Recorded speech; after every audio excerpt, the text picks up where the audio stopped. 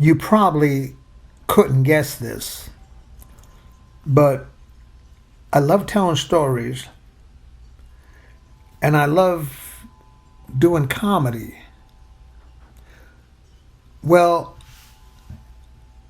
I've done about, I don't know, and somewhere between 10 and 12 actual comedy shows where I would get up in front of groups, men's group, churches, just different things. People would want me to come, and and and I go, uh, and I never charge anybody, and I do this for a reason, because I know the way people are. I know the way I am. I'm not really that good. I'm not like Jerry Seinfeld. I'm not a stand-up kind of a. I just tell stories. But I know the way people are. People say, how much did we pay him? Then if someone says, yeah, they paid him, they would say, well, I don't really think he's worth that much. But see, if I could say, well, you know what? I didn't get paid. And the truth is, you get what you pay for. So if I'm not that good, well, there's a reason for it. You didn't pay, and I'm not accepting. But about 12 years ago, I had not done any comedy in front of people.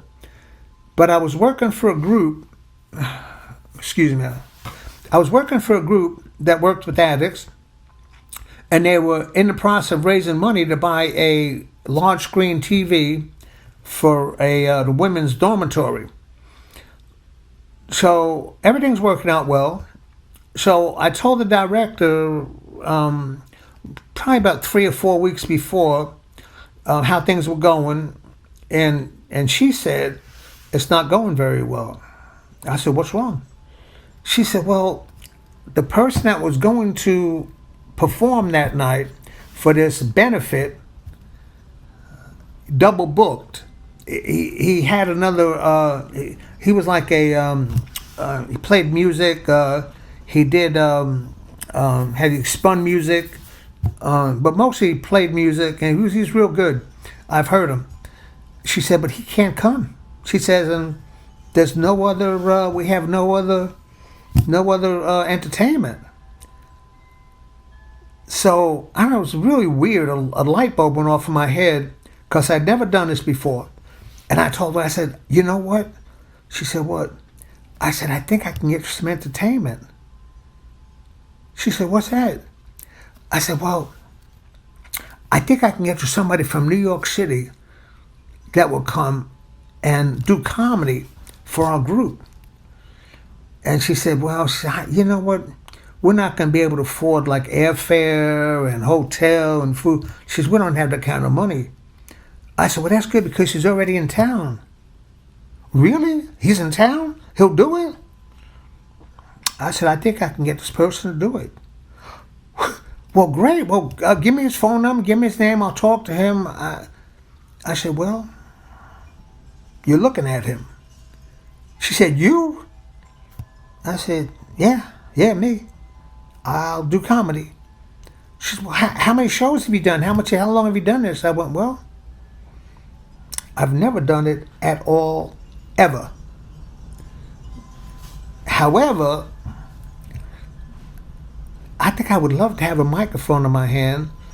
I have a few stories I might can tell that I think are funny. Whether anybody else thinks they're funny, that's the word is still out on that one. Well, anyway, she said, let's go. So I got all my friends that I knew, and we filled the place up. It must have been over 2 people. No. It was over 100 people in this little fellowship hall in one of the churches. And I tell you what, I came alive. That was so much fun. I mean, I didn't get nervous. I didn't stutter. I've never had so much fun in my life. And it's funny because I had a friend take me out afterwards. He wanted to be my agent. He said, I think we can go places with this here comedy. He said, how many shows have you done? I went, this is my first one. He went, no way. I said, way. first one ever. He said, I think we could do something here.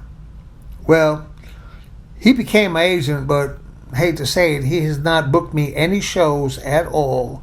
Although I did get about 10 shows after that.